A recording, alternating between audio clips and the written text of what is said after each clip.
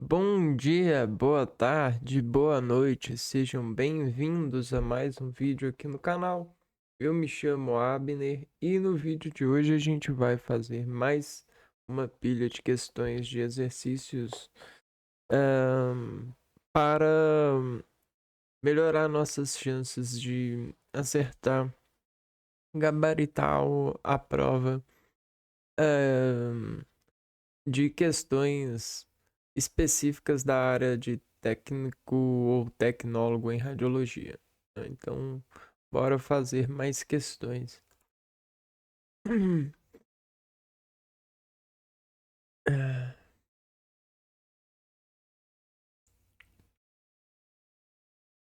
O conjunto de operações a serem efetuadas para verificar se um instrumento está funcionando corretamente para os fins a que é destinado é chamado de aferição, ajuste, calibração, medição ou monitoração. Medição ou calibração, ajuste. Está funcionando corretamente para os fins que é destinado é chamado de medição, ajuste, aferição. Hum, calibrar ou medição. Conjunto de operações a serem efetuadas para verificar se um instrumento está funcionando corretamente. A calibração, aferição.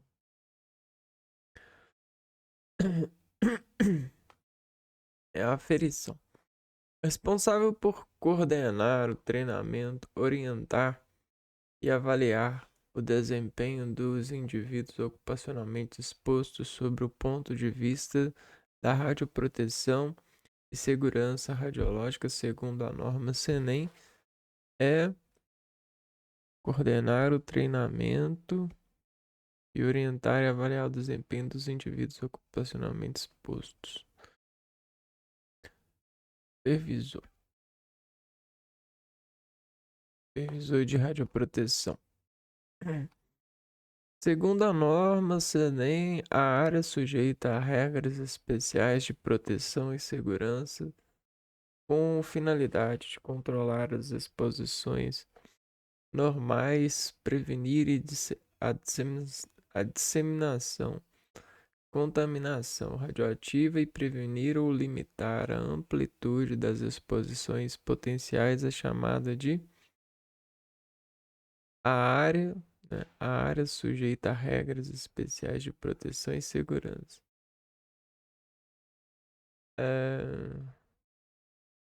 É a área controlada, né? Prevenir disseminação de contaminação. Área controlada.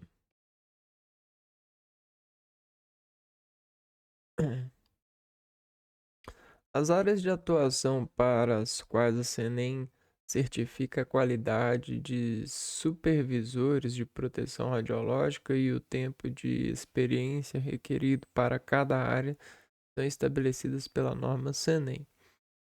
Associa as áreas de atuação a seguir com seu respectivo tempo de experiência, horas requeridas.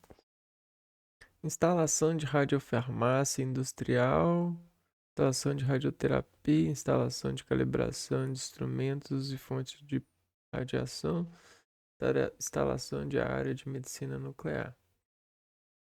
Não entendi.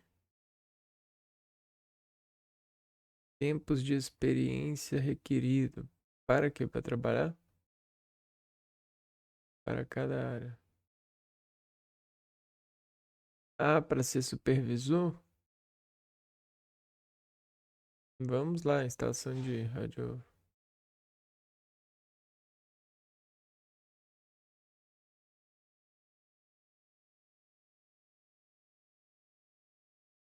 Ó, 2 ou 4, 2, 4 ou 1. instalação de radioterapia, instalação de medicina. Então eu vou por essa daqui, ó. Começar com 4 e 3 ou 2, né? Instalação. Essa.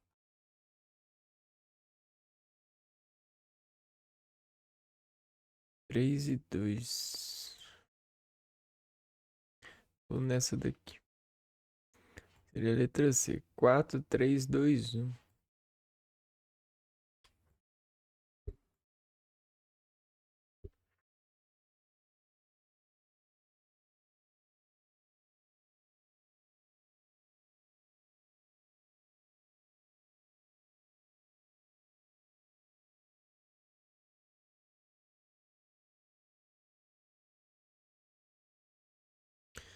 Então, instalação de medicina nuclear, 200 horas.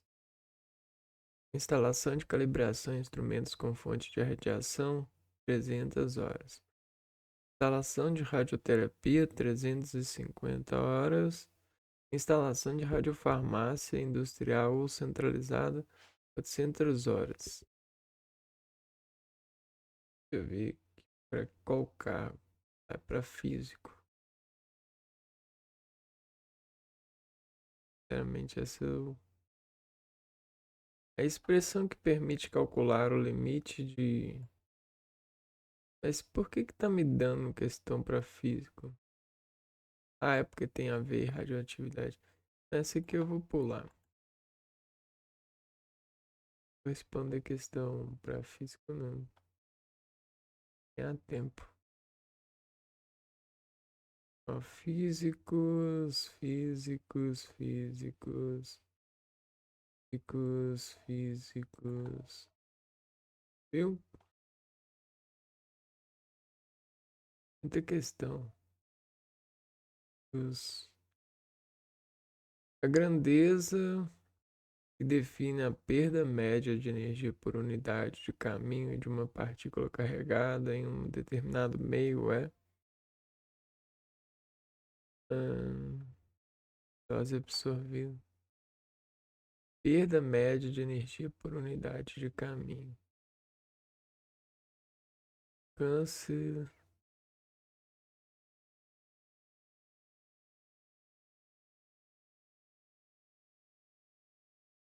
Dose absorvida.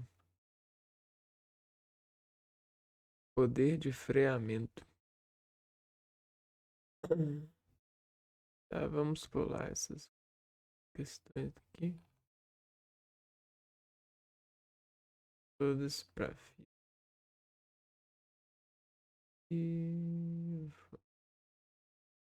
na área afirmativa correta acerca das características fundamentais dos efeitos determinísticos e estocásticos causados pela radiação ionizante. Determinísticos não têm dose limiar e sua possibilidade de ocorrência aumenta com a dose. Os efeitos estocásticos têm dose limiar. Os efeitos estocásticos não têm dose limiar e não depende de probabilidade, pois ocorre sempre que a exposição aos efeitos determinísticos. Os efeitos determinísticos têm dose limiar e sua gravidade aumenta conforme a dose elevada. Os efeitos estocásticos não têm dose limiar definida, a probabilidade de ocorrência aumenta com a elevação de dose. Teste. Em um exame tomográfico computadorizado, de tomografia computadorizada de tórax para investigação de nódulo pulmonar, as técnicas de reconstrução de imagens essenciais para uma avaliação detalhada da lesão são entre as combinações apresentadas. Reconstrução multiplanar, então MIP, né? Máximo Intensity Projection e algoritmo de partes moles. Construção multiplanar, reconstrução volumétrica Alta resolução com cortes finos. Nódulo pode ser pequeno, né? Mínimo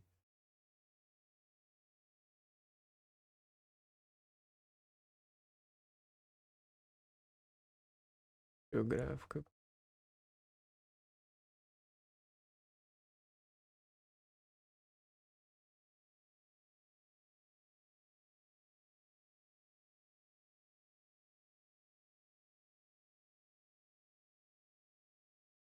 Vegetal.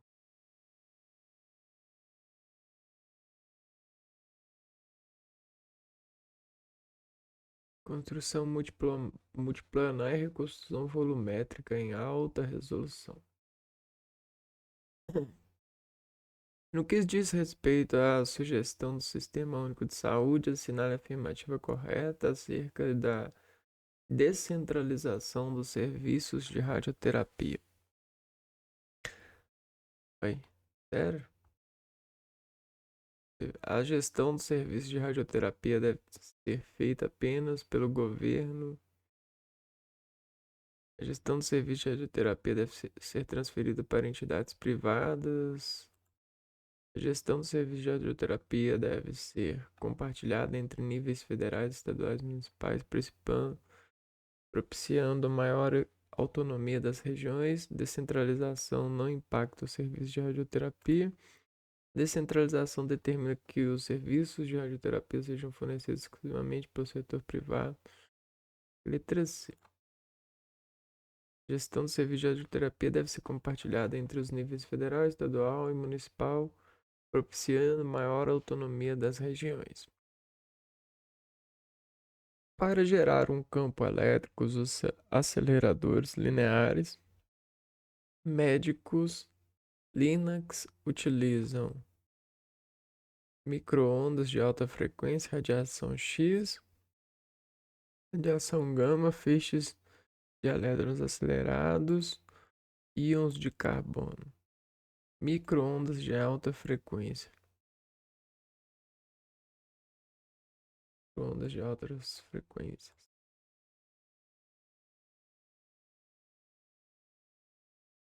A principal diferença entre raio-x e radiação gama reside no fato de que os raios-x são emitidos por fontes nucleares.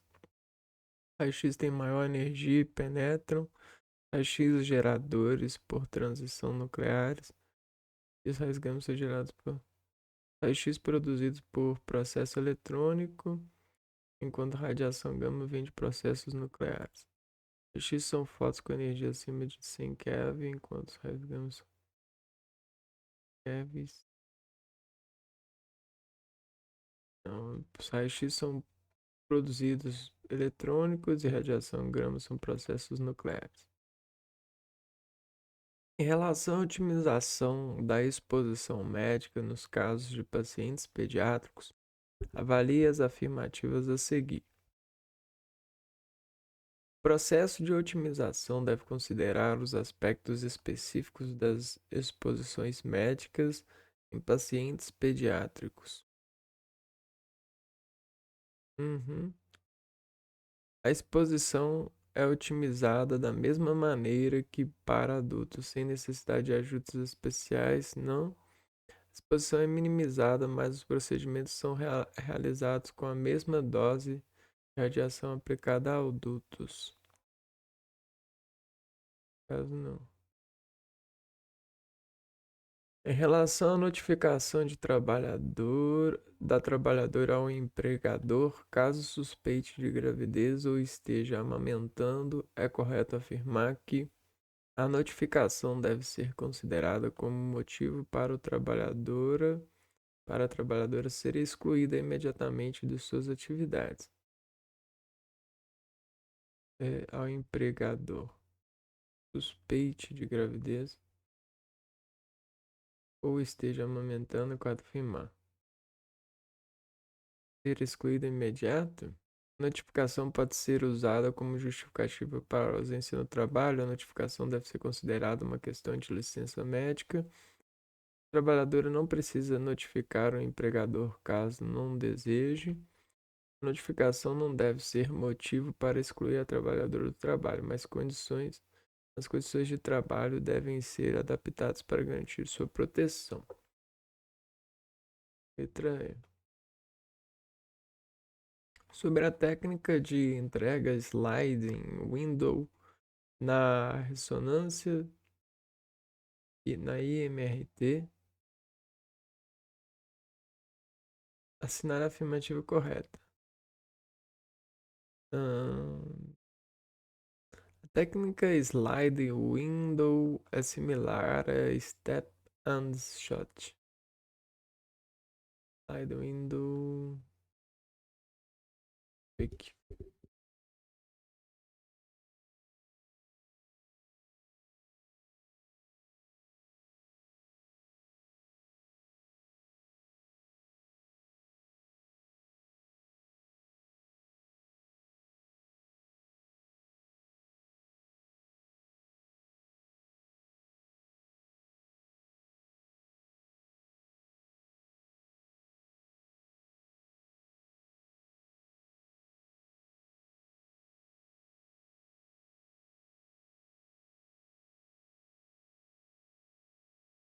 É uma técnica avançada de radioterapia que utiliza um colimador multilâminas para modular a intensidade do feixe de radiação durante o tratamento.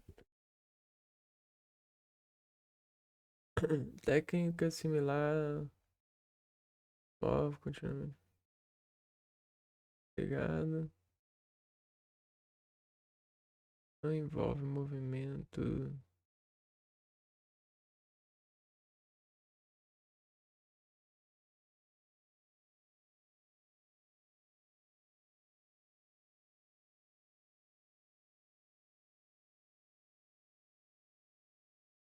Técnica sliding não envolve o movimento do MLC durante a entrega de radiação.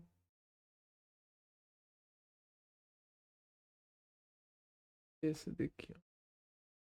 Técnica sliding window, o MLC se move continuamente enquanto o feixe de radiação permanece ligado. Sobre o gerenciamento respiratório durante a radioterapia, assinale a afirmativa correta. A compressão abdominal só é útil para pacientes que não conseguem prender a respiração durante o tratamento. A retenção da respiração por inspiração profunda é uma técnica usada para ajudar os pacientes a controlar a respiração durante o tratamento sem envolver nenhum tipo de mobilização.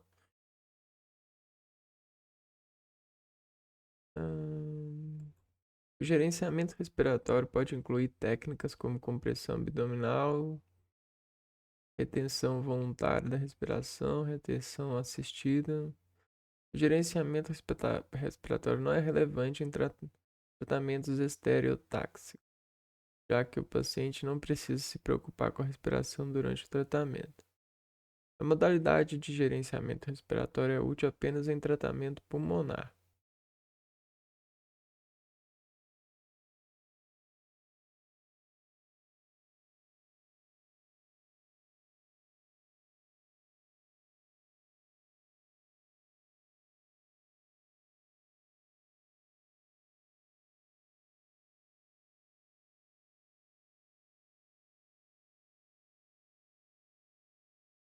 Acho que a letra B está mais correta. Então, letra C. O gerenciamento respiratório pode incluir técnicas como compressão abdominal, placas sólidas, cintos, retenção voluntária da respiração, retenção assistida e controle respiratório. Retenção assistida e controle respiratório.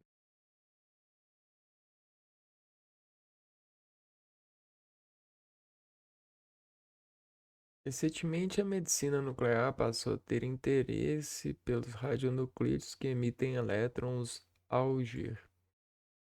São elétrons de energia muito baixa emitidos por radionuclídeos que decaem por captura de elétrons. Essa energia é depositada em distâncias muito pequenas, resultando em alta transferência linear de energia e sendo úteis para terapias com isótopos. Na opção que apresenta o radionuclídeo, que também é usado para terapias com isótopos por emitir partículas alfa. Hum, não sei. Ali, uma opção que apresenta o radionuclídeo, que também é usado para terapias isótopos.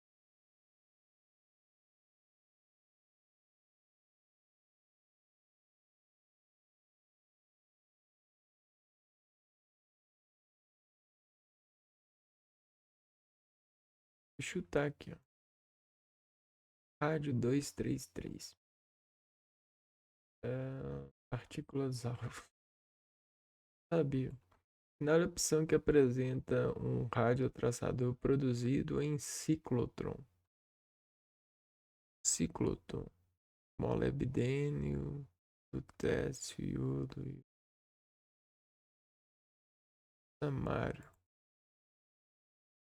O iodo 123 é produzido no ciclotron. Procedimento a ser adotado pelo titular do Serviço de Medicina Nuclear quando o paciente for injetado com radiofármaco errado, segundo a norma CNEM, é avisar a Anvisa, anotar os dados dos dosímetros em folha de auditoria, atualizar o plano de radioproteção, realizar advertências verbais aos indivíduos ocupacionalmente expostos, realizar e registrar a investigação e a implementação de ações corretivas. De acordo com a norma da CNEM, o titular do Serviço de Medicina Nuclear deve estabelecer e submeter um plano de proteção radiológica CNEM. Eluir o gerador diariamente, estar presente no serviço durante as auditorias realizadas pelos inspetores, acompanhar todos os exames de medicina nuclear, realizar dosimetria dos casos de terapia radionuclídica. De acordo.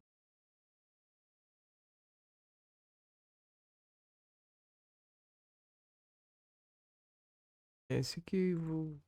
Cara, estabelecer, submeter um plano de proteção radiológica CNEM. O radionuclídeo mais adequado a ser empregado para o tratamento do tumor de tireoide diferenciado metastático é o lutécio octeto, lutécio iodo metaiodobenzoguanidina, o iodeto ou índio octreato. Vou marcar essa daqui. É só o iodeto mesmo.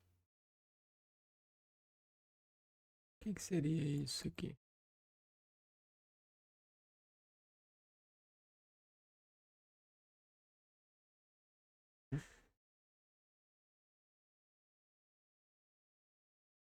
É um radiofármaco usado em medicina nuclear tanto para o diagnóstico quanto para o tratamento de certos tipos de tumores, especialmente aqueles derivados de crista neural, como neuroblastomas e feocromocitomas.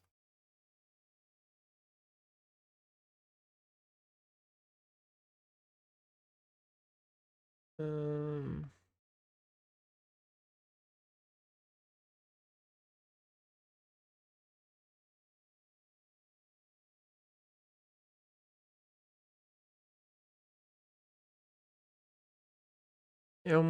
é uma forma radioativa do iodo usada em medicina para tratar doenças da tireoide. Então é essa mesmo.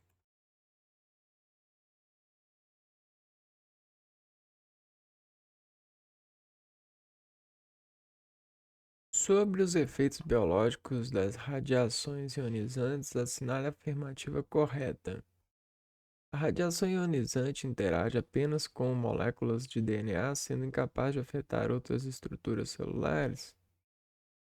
Os efeitos determinísticos da radiação ocorrem mesmo com doses muito baixas.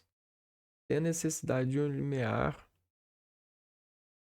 A interação da radiação ionizante com moléculas de água no organismo gera radicais livres que podem danificar estruturas celulares, incluindo o DNA. Os efeitos estocásticos da radiação têm uma relação linear direta com a dose, mas sempre apresentam o limiar mínimo. Exposição à radiação ionizante em baixas doses é sempre benéfica. Então, não, a interação gera radicais livres e o princípio básico do Doppler diagnóstico utilizado em ultrassonografia é detectar diferenças de densidade dos tecidos para formar a imagem tridimensional, avaliar a quantidade de contraste, identificar a intensidade das ondas sonoras refletidas pelos órgãos internos, medir a frequência das ondas sonoras transmitidas para criar, detectar alterações na frequência das ondas sonoras refletidas por objetos em movimento, como o fluxo sanguíneo.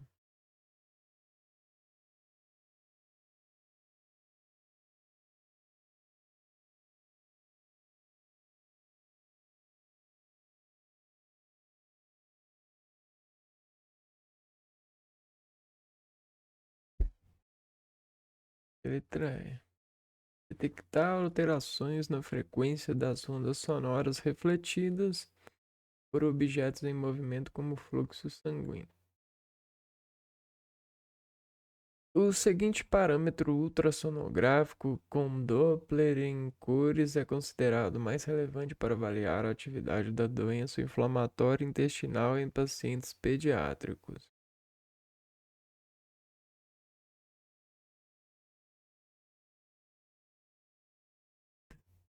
Em pacientes pediátricos, redução da espessura da parede intestinal em segmentos afetados, ausência.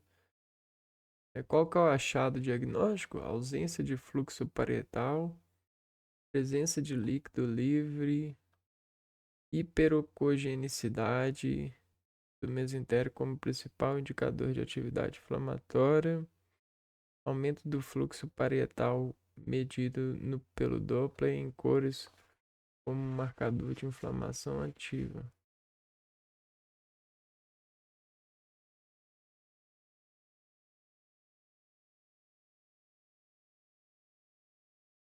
Eu não sei, redução da espessura da parede intestinal em segmentos afetados? Não. Ausência de fluxo parietal nos segmentos inflamados. Presença de líquido livre na cavidade abdominal com marcador de inflamação.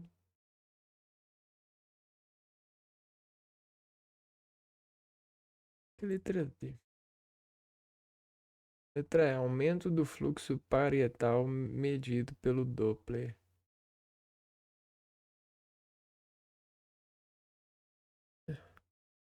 O sangramento gastrointestinal representa uma emergência médica comum com taxas consideráveis de morbimortalidade, sendo essencial um rápido diagnóstico para se obter um prognóstico favorável. Sobre o uso da angiotomografia abdominal no diagnóstico de sangramento gastrointestinal ativos, assinale a afirmativa correta. A angiotomografia abdominal é um método de primeira linha em todos os pacientes com sangramento gastrointestinal ativo, independentemente da localização ou gravidade do sangramento.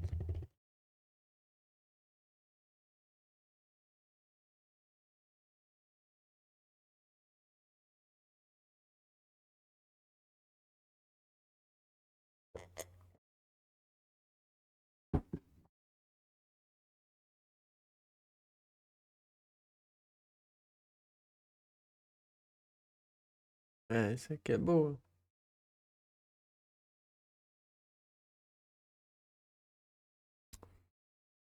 A angiotomografia abdominal é contraindicada em pacientes com sangramento gastrointestinal ativo grave devido ao risco de contraste intravenoso exacerbado ou quadro clínico de comprometimento à hemodinâmica.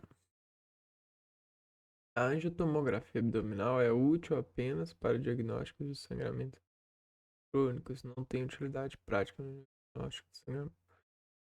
Letra C.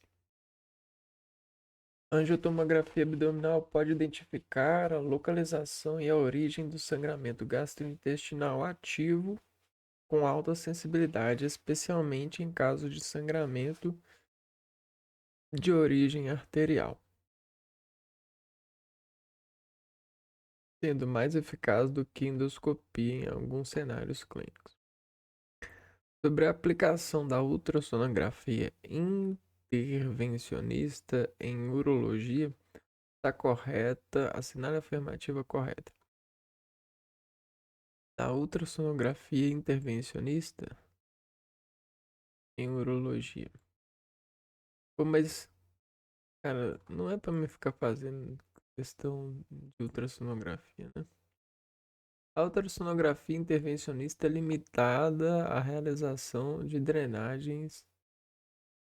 É uma técnica preferida para biópsias de próstata devido à sua alta resolução espacial.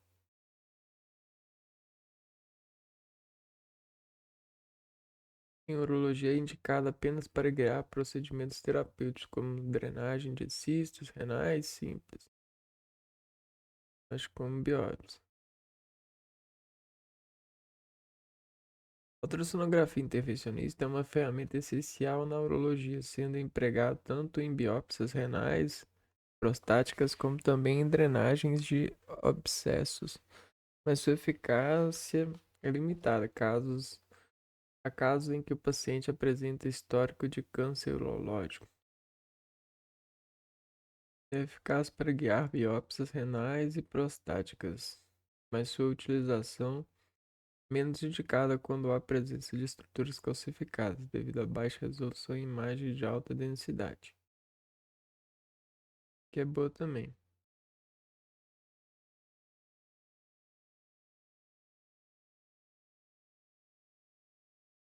Hum,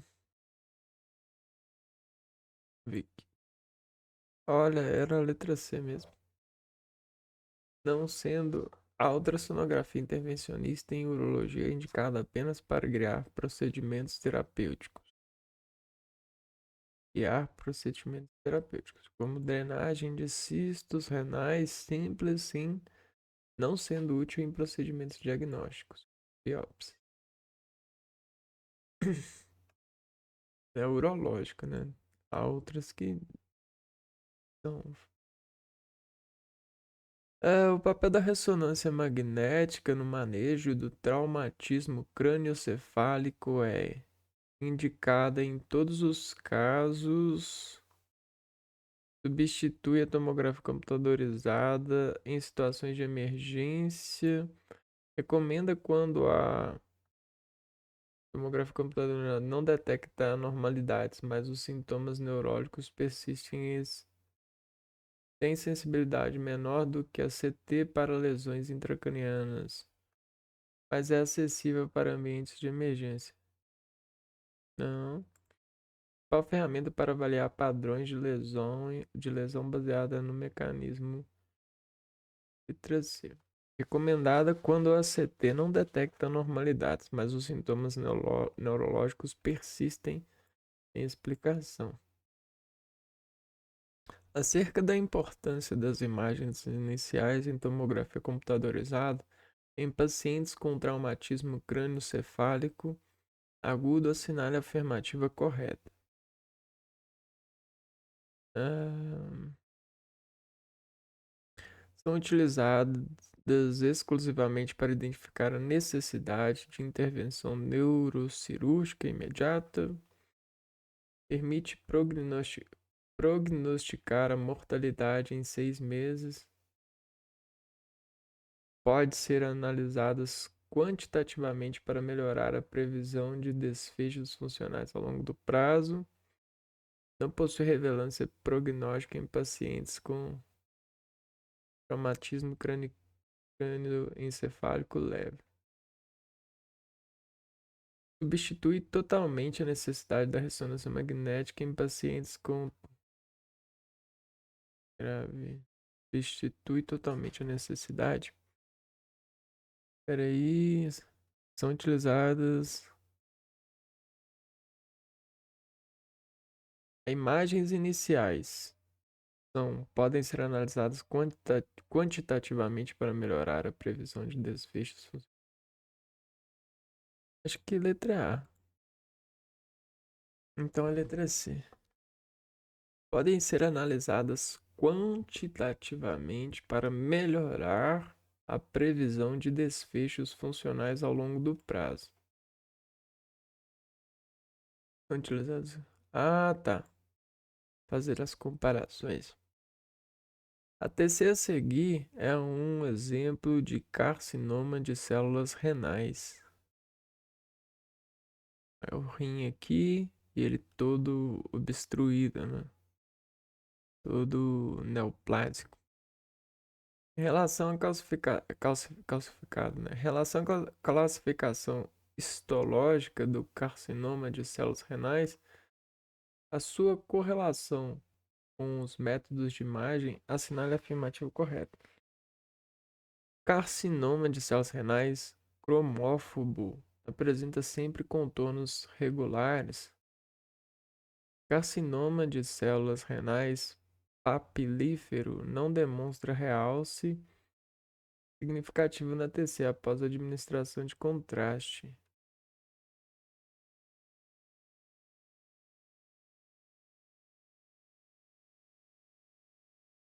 É, papilíferos não demonstra realce. Carcinoma de células renais de células claras apresenta características hipodensas em todas as fases da TC, independentemente da administração de contraste.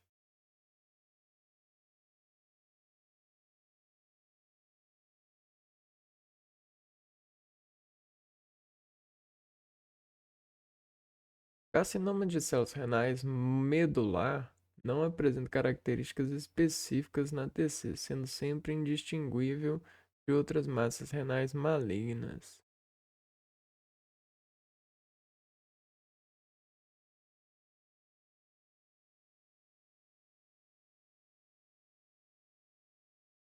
Carcinoma de células renais de células claras é o subtipo mais comum caracterizado por realce heterogêneo na TC após a administração de contraste. Vamos ver. Pa- Papilífero das papilas renais não demonstra real significativo na TC após administração. Olha, mostra, né?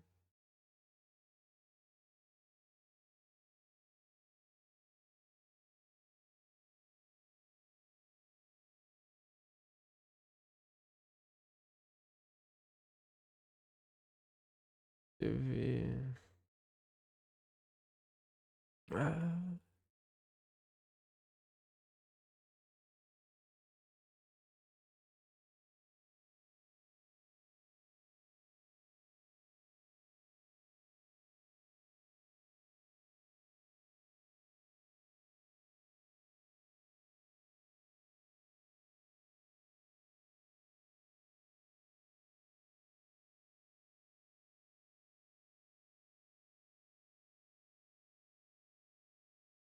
eu vou marcar essa.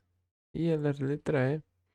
Carcinoma de células renais de células claras é o subtipo mais comum caracterizado por realce heterogêneo na TC após a administração de contraste.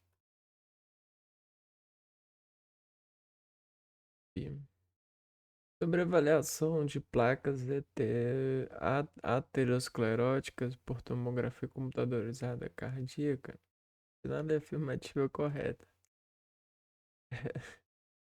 Placas ateroscleróticas por tomografia computadorizada. Placas não calcificadas, não irrelevantes para avaliação do risco de síndrome coronariana.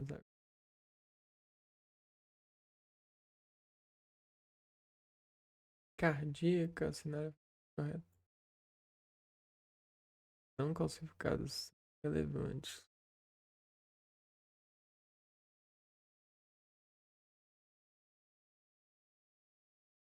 Essa é uma boa. O fenômeno de Glagov refere-se à remodelação arterial que reduz o lumen antes que a estenose atinja 40%. Eu não sei. Morfologia de anel de guardanapo associada a placas fibrosas de baixo risco. Também não sei. Acho que não. A remodelação positiva e as placas de baixa densidade podem indicar maior risco dentro de 90 dias. A remodelação positiva. A gravidade da estenose percentual é a medida mais precisa da gravidade da doença. Marca a letra A. A letra D. A remodelação positiva e as placas de baixa densidade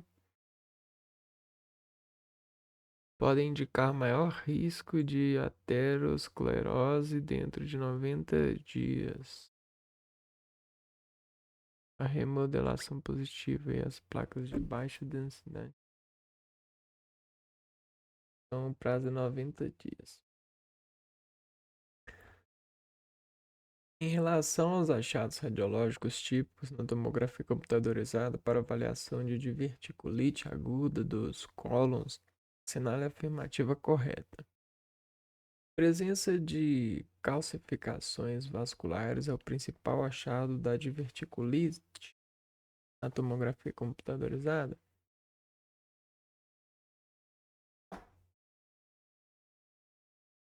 Presença de calcificações, eu acho que sim. A diverticulite é caracterizada pela presença de massas sólidas hipertensas no lúmen cólon na TC.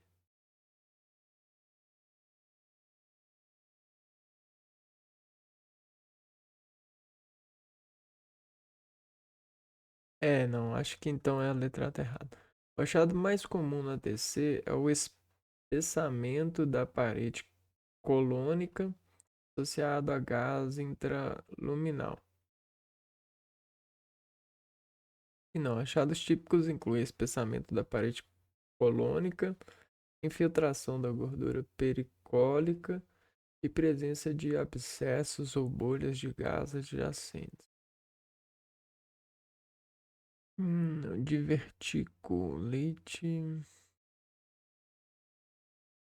O exame de TC geralmente demonstra a ausência de alterações na gordura pericólica, mesmo em casos avançados de diverticulite.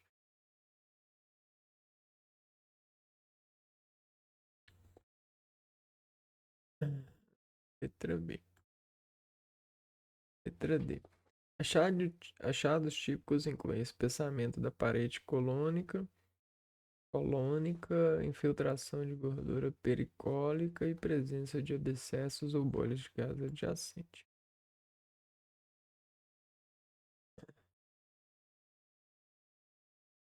Ahn, Paciente de 42 anos realizou mamografia e ressonância magnética para rastreamento de câncer de mama. Em relação ao rastreamento de câncer de mama, assinar a afirmativa correta. A ressonância magnética deve ser usada como método de rastreamento populacional para todas as mulheres. A sensibilidade da ressonância magnética para diagnóstico de câncer de mama é inferior à da mamografia.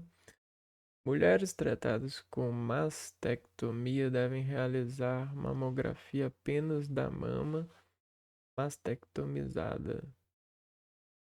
A ressonância magnética não é capaz de detectar carcinomas invasivos em estágio inicial, especialmente aqueles com axila negativa. Principais indicações para rastreamento de ressonância magnética incluem mutações genéticas como BRCA1, BRCA2, histórico de radioterapia torácica na juventude e mamas densas. Eu acho que é essa. BRCA1, BRCA2, histórico de radioterapia torácica na juventude. Chamas dentro. Um efeito relacionado à alta osmolaridade dos meios de contraste iodados é o aumento da pressão arterial devido à vasoconstrição causada pela migração de água para fora do vaso. Migração de água para interstícios, resultando em hemácias mais flexíveis e melhora no fluxo capilar. Expansão do volume sanguíneo devido à migração de água para o interior do vaso, podendo levar a descompensação em pacientes com disfunção cardíaca, aumento da contratilidade cardíaca e ausência de alterações nas hemácias. Melhora da tolerabilidade ao meio de contraste em função a osmolalidade é o quanto um meio de contraste consegue se igualar ao meio da água do interior, né? Meio de contraste. Osmose. A osmose vem de passagem de água de um meio mais concentrado para um meio menos concentrado. O aumento da pressão arterial devido à vasoconstrição causado pela migração de água para fora do vaso. Ou seja, a gente tem um concentrado. Eu acho que é a letra A. Não, letra C. Expansão do volume sanguíneo devido à migração de água para o interior do vaso, podendo levar à descompensação em pacientes com disfunção cardíaca. Paciente do sexo feminino, 46 anos, sem histórico de tabagismo, queixando-se de tosse seca e cansaço. A paciente realizou tomografia computadorizada como parte da rotina diagnóstica. Em relação ao diagnóstico, as características radiológicas da sarcoidose assinale a afirmativa correta. Sarcoidose é causada por exposição ocupacional a poeira de sílica e caracterizada-se por granulomas caseosos nos linfonodos mediastinais. Derrame pleural é um achado comum na sarcoidose e ajuda a diferenciá-la da silicose. A sarcoidose é tipicamente identificada por nódulos pulmonares solitários e complicações restritas. O diagnóstico de sarcoidose é confirmado apenas pela ausência de exposição ocupacional e achados inespecíficos na tomografia computadorizada. Os achados radiológicos típicos de sarcoidose incluem pequenos nódulos como distribuição perlinfática, opacidades parenquimatosas bilaterais, periales e alterações fibróticas. Sarcoidose.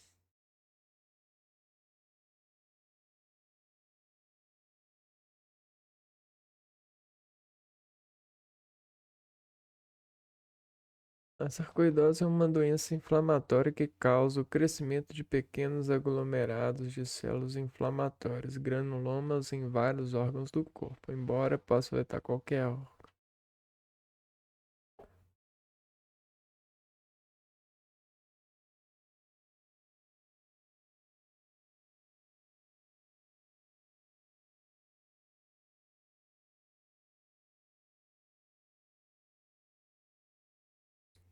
Hum,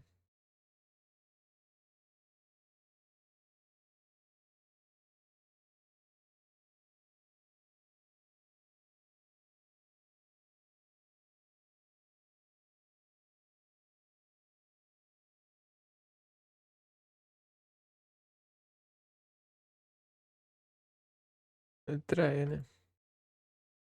Os achados radiológicos típicos de sarcoidose incluem pequenos nódulos com distribuição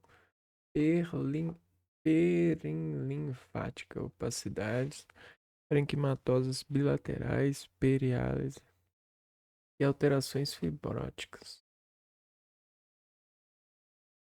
A seguinte característica de imagem é mais frequentemente associada ao linfoma ósseo primário: lesão única lítica com afinamento.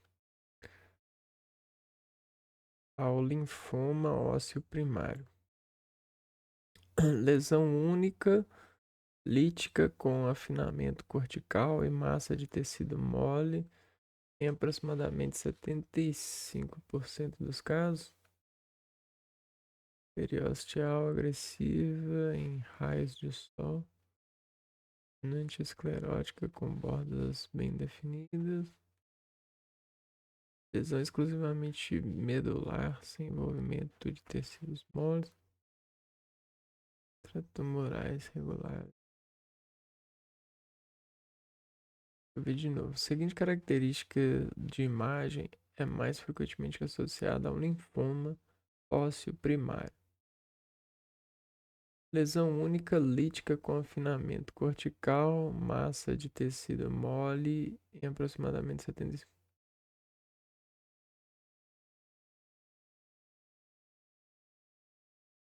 Ampla.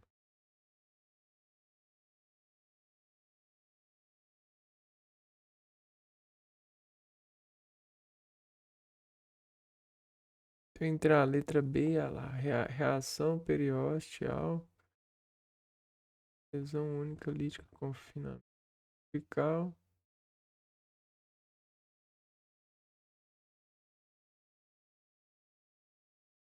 Letra B. Não, é letra A mesmo. Lesão única lítica com afinamento cortical e massa de tecido mole, em aproximadamente 75% dos casos. Mulher, 37 anos, queixando-se de tosse e febre há 3 dias. A paciente realizou tomografia computadorizada como parte da rotina diagnóstica. Será que não entendeu que é técnico em radiologia? Ah, entendi. Em relação ao exame, apresentado assinale a afirmativa correta. Nódulo pulmonar é definido como uma opacidade focal arredondada com menos de 2 centímetros de diâmetro. A figura da TC do tórax com janela e mediastino e a figura A. Peraí, a figura A é uma TC de tórax com janela de mediastino e a figura B é janela de pulmão. Em A é possível visualizar um nódulo de contornos bem definidos no lobo inferior esquerdo. Sim, mas em B também, né? Não, lobo inferior direito. Figura B, as setas correspondem a imagens vasculares com íntima relação ao nódulo.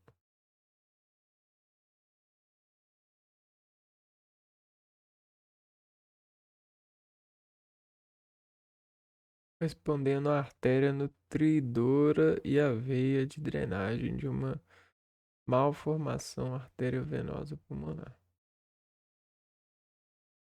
As malformações arteriovenosas são mais bem avaliadas pela ressonância magnética, considerando o método de escolha para essa análise.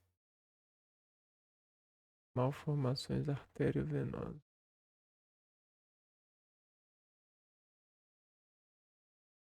Opa. Detecção de nódulo pulmonar solitário em exames de imagem é algo corriqueiro e que não demanda preocupação.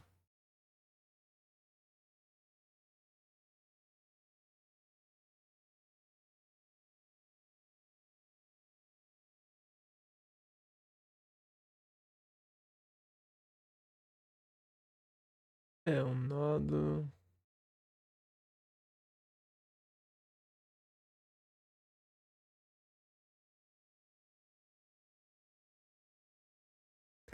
Vou de letra A. Ah, letra C. A figura B, as setas correspondem a imagens vasculares com íntima relação ao nódulo, correspondendo a artérias nutridoras e a veia de drenagem de uma malformação arteriovenosa pulmonar. Deixa eu ver aqui. Já arrumo uma informação.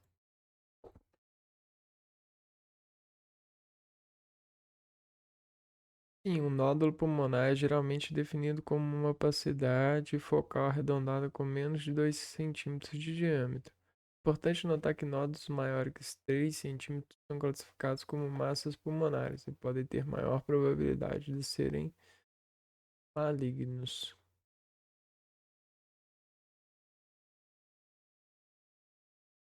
É, aí eu fiquei sem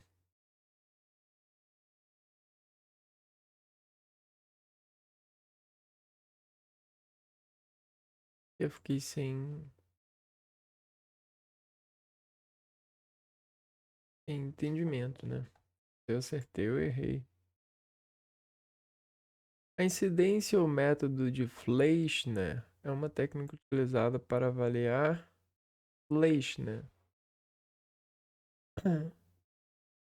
Crânio mediastino.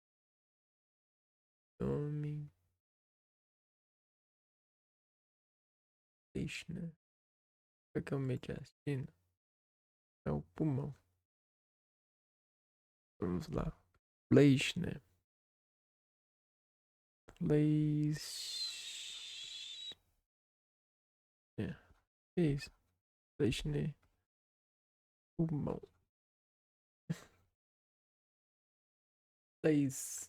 Fleischner. E Fleisch.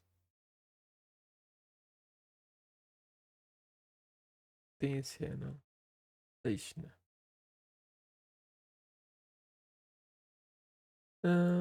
O estudo do abdômen agudo, as incidências básicas incluem PA supino, PA ortostático, lateral direita. PA ortostática, PA supino,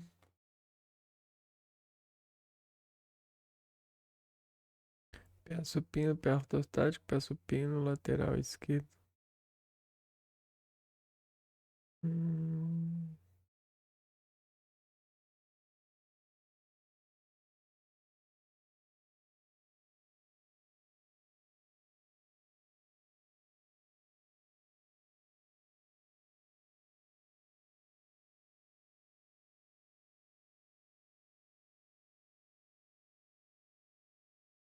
uhum. PA supino, letra B. Letra E. Ah, é, tem o PA de tórax. Assim. Abdômen agudo é AP supino, AP ortostático e PA de tórax. Esse nada afirmativa que melhor ilustra o efeito espiral em tomografia computadorizada. Enquanto o tubo de raio-x move-se ao redor do paciente, a mesa permanece estática. Enquanto o tubo de raio-x se move ao redor do paciente, a mesa se move. A mesa se move em direção a alguém e o tubo de raio-x permanece parado. O tubo de raio-x gira no sentido horário e anti-horário enquanto a mesa se move em direção a que é feita em nuvem. Opa, enquanto o tubo de raio-x se move ao redor do paciente, a mesa se move em direção ao B. A mesa se move em direção ao gantry. Ah, tá. O tubo de raio-x não permanece parado. O tubo de raio-x se move ao redor do paciente. É, eu vacilei. A incidência de Caldwell é mais apropriada para o estudo radiográfico de crânio, né? Então, mandíbula, articulação temporomandibular, seios da face. Caldwell. O osso mais longo e mais forte do corpo humano é fêmur.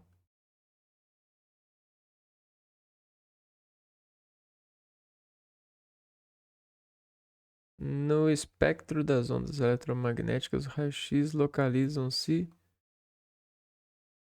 na extremidade antes das ondas de rádio, na mesma faixa de micro-ondas, raios ultravioletas após os espectros de raio dos raios gamas. Após o espectro de raios ultravioletas. Assinale a afirmativa correta em relação aos princípios básicos da ressonância magnética. O núcleo de hidrogênio alinha-se com o campo magnético externo quando um paciente é exposto a forte campo magnético externo estático. Núcleos de baixa energia possuem energia suficiente para resistir ao campo. Os momentos magnéticos dos núcleos de hidrogênio se alinham ao campo magnético externo estático. Momentos magnéticos dos núcleos. Também, né? Núcleos de alta energia não apresentam energia suficiente no alinhamento. Você acabou de fazer uma tomografia computadorizada num paciente com massa renal. Ao final do exame, olhando para a tela do computador, avalie as afirmativas a seguir. O lado direito do paciente fica à esquerda de quem olha.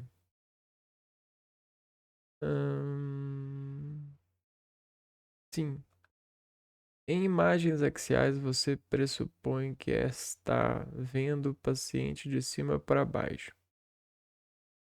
A região anterior do paciente está próxima da mesa do exame? Não.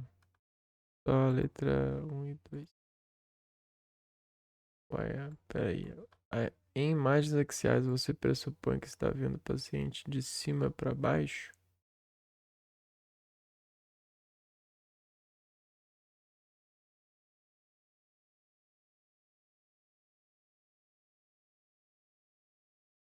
Não? Não é isso, não. Deixa eu ver aqui. É... Visão axial. De baixo para cima.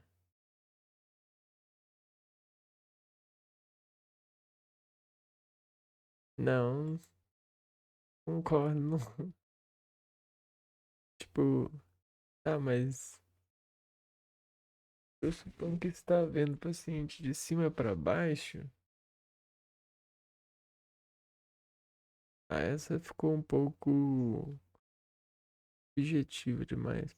Em tomografia computadorizada, de acordo com a escala Hounsfield, a densidade do tecido mole é expressa em unidades Hounsfield em números na faixa de -1000 mais 40.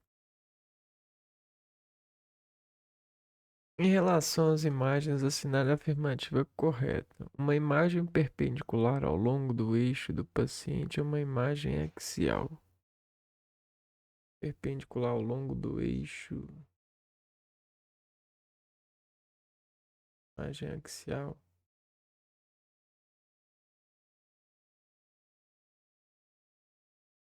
Não. Uma imagem paralela ao plano frontal do paciente é uma imagem sagital. Plano frontal.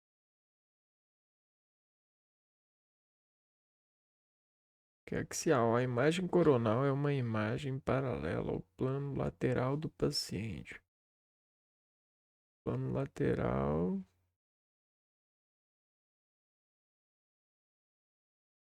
Imagem coronal.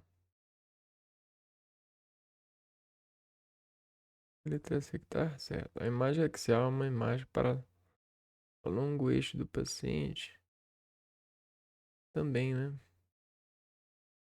Paralela? Não, paralela não.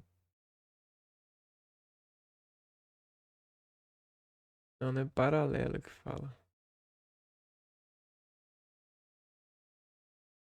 Pode ser obtida fazendo-se varredura com o paciente em decúbito lateral na mesa de exame.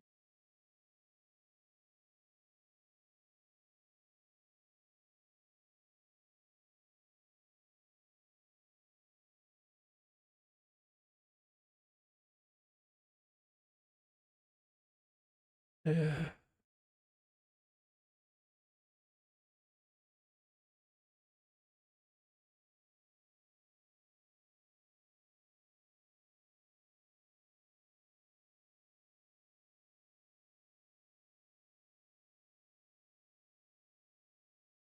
peraí.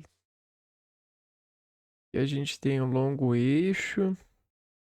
Que aí a gente tem o eixo coisa. E aqui a gente tem outro eixo. Vamos ler. Uma imagem perpendicular ao longo eixo é essa daqui, ó. O paciente é uma imagem axial, é. Então.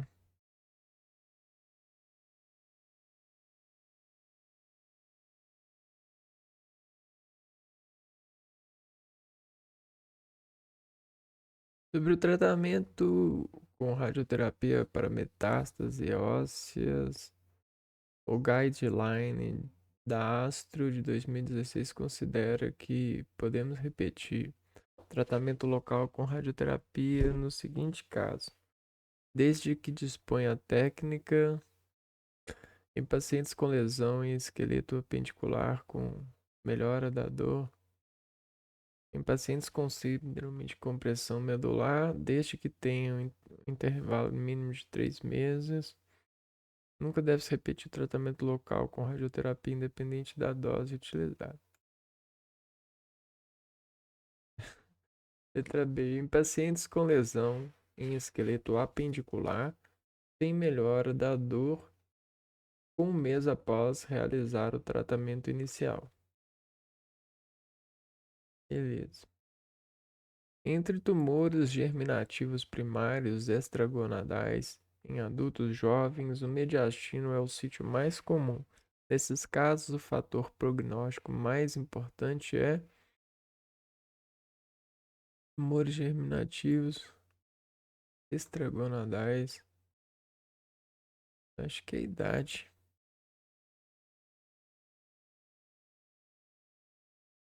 Não, é o tipo histológico. E o sítio mais comum nesses casos é o fator prognóstico mais importante, é o tipo histológico, tipo de célula, né?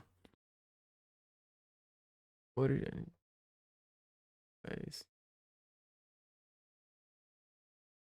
Em adultos jovens.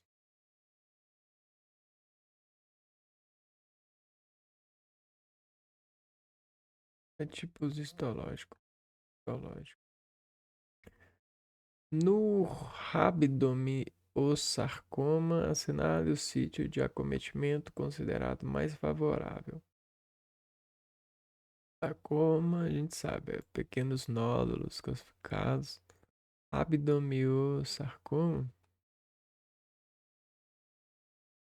bexiga, membros superiores.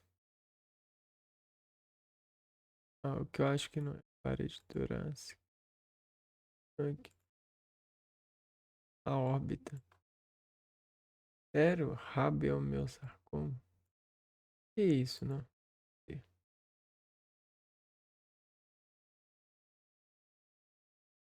Tipo de câncer que se desenvolve a partir de células musculares embrionárias chamadas rabdomioblastos e é mais comum em crianças e adolescentes. É um sarcoma de partes moles, significa que afeta tecidos moles como músculo e tendões. Não sabia que era a órbita. Sobre o prognóstico, o estadiamento do câncer de mama, assinale afirmativo correto. O acometimento da fossa supraclavicular. Ah, eu já tô cansado. Eu vou parar por aqui. Então é isso, né? Nesse vídeo a gente fez uma bateria de exercícios para é, para melhorar nosso índice de acerto, né? É, no próximo vídeo a gente vai fazer mais pilhas de exercícios. Eu vou ficando por aqui, a gente se vê então no próximo vídeo. Um abraço para vocês e fui!